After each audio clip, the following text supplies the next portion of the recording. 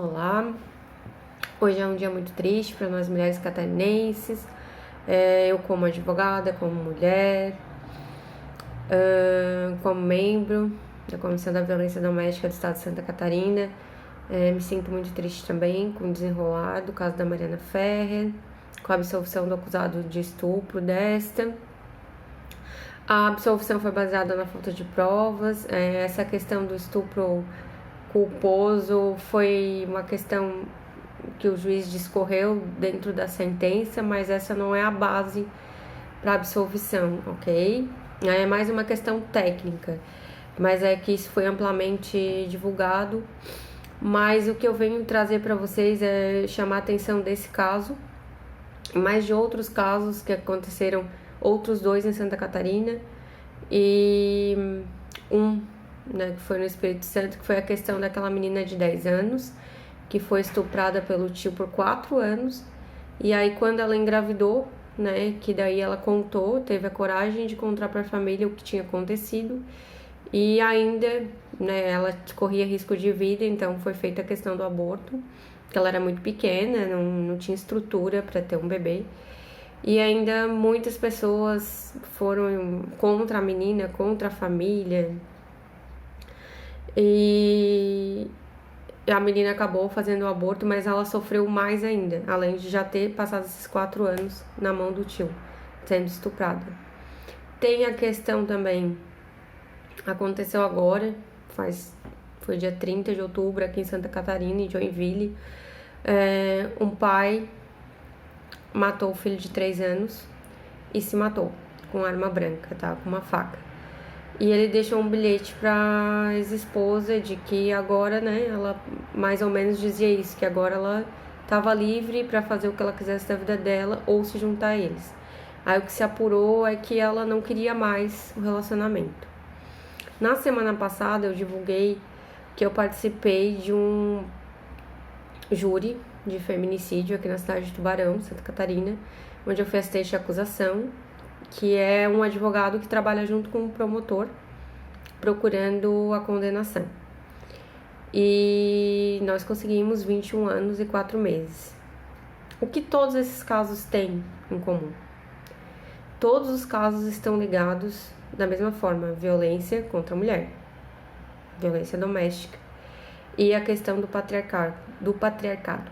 Essa palavra é difícil, mas não é tão complicado, Se nós estudarmos um pouco de história, eu tive que estudar, por todas essas questões que eu já falei para vocês, por ter participado do júri, por fazer parte da Comissão da Violência Doméstica, por ser mulher, é importante nós sabermos a nossa história, o porquê que as coisas são como elas são. Então, até 1916, nós usávamos uma legislação portuguesa, porque, o Brasil recebeu a independência em 1889. Então, até ali, o homem, ele tinha o direito legal de bater na mulher e no filho, que era uma forma de educação, de poder, eu que mando. E ele não acontecia nada com ele por isso, E também poderia matar a mulher em caso de infidelidade, também não acontecia nada com o marido por isso. De 1916 para frente, aí já tivemos a nossa Constituição, isso foi retirado. Mas a mulher, ela era considerada relativamente incapaz pela lei. Ou seja, nós não podíamos ter bens, nós não podíamos estudar sem o marido deixar, nós não podíamos trabalhar sem o marido deixar. Isso só mudou em 1962, se eu não me engano, 1960 e poucos. E aí nós pudemos estudar e trabalhar, mas mesmo assim ainda tinha uma questão ali dos costumes, Muitas vezes o marido ia lá ainda e conseguia que a mulher fosse demitida, porque o patrão não queria problemas. E isso desde o princípio, esse patriarcado, esse machismo, lá nos primórdios, lá na caverna, era por quê? Porque nós éramos mais fracas fisicamente. Então nós ficávamos na caverna, cuidando da cria, do fogo, e o marido saía, o homem, saía para caçar. E isso foi ao longo do tempo, foi evoluindo dessa forma. A mulher ficava em casa, cuidava do filho e da casa, dos afazeres, e o marido saía para trabalhar e trazia o dinheiro. né? E quem tem o poder, né, do trabalho, do dinheiro, da indústria, é quem manda e é quem faz leis. Então foi por aí que começou a questão que a gente fala do patriarcado, porque tudo era feito para homens, as leis eram para homens. Eles faziam para eles mesmos e as mulheres ficavam alheias. As mulheres eram consideradas até como se fossem menos inteligentes. Ninguém nunca dava importância para o que elas queriam, ou achavam, ou pensavam. Tanto que nós temos mulheres na história, grandes cientistas, grandes mulheres, que ninguém estuda, que não estão nos livros de história. Isso faz parte do machismo e do patriarcado. Então, o que todos esses casos de violência que eu falei para vocês até agora têm em comum? O machismo. Todos eles, o que a pessoa quer não foi considerado. No caso do júri que eu participei, ela foi morta porque ela não queria mais relacionamento. Nesse caso que aconteceu agora em Joinville, o pai tirou a sua vida do seu filho porque a mulher não queria mais relacionamento e foi a forma dele de atingir ela. Ele sabe que ele destruiu ela. É uma forma de violência doméstica. Ele não fez com ela, ele fez com ele e com a criança, mas para atingir ela, porque ela era o seu domínio, a sua posse, o seu objeto que saiu, né, que não estava mais com ele. A questão dos estupros, o estupro da criança com 10 anos que foi estuprada por 4 anos, a partir do momento que ela precisou fazer um aborto porque a sua saúde estava em risco, parece que muitas pessoas esqueceram que ela foi estuprada por 4 anos, ela era uma vítima, né? E ela estava sendo colocada numa posição de praticamente criminosa.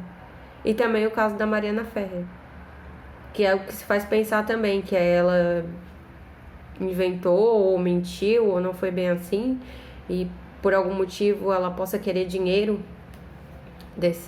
do réu, que parece que é uma pessoa de bastante bens. Em todos eles as vítimas são mulheres e em todos eles se duvida da palavra da vítima. Em todos eles nós voltamos ao passado, aos primórdios, onde a mulher não tinha voz e não tinha vez, era considerada incapaz. Em todos eles nós estamos diante do machismo que mata, do patriarcado que mata. E é isso que a gente precisa combater. Não é ser feminista, não é ser contra, não é ser anti-machismo, né? Vamos brigar agora as feministas contra os machistas, não. Nós precisamos ver as raízes do problema, que são questões históricas e de costumes. Nós precisamos mudar, porque a sociedade não é mais essa. As mulheres hoje fazem tudo como os homens. Claro que temos diferenças, sim, físicas, biológicas, mas nós precisamos acabar com essa situação. Essa situação atinge a sociedade como um todo. A violência contra a mulher, ela está intimamente ligada à família, ao cerne da família, e isso atinge toda a sociedade.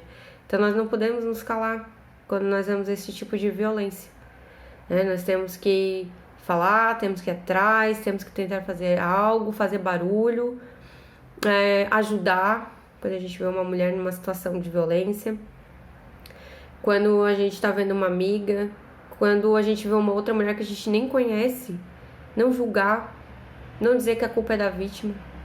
O caso do júri que eu participei na semana passada, a defesa, foi o que a defesa tentou, dizer que a vítima provocou o que aconteceu, sendo que a vítima levou 2 tiros após a porta da casa dela ser derrubada.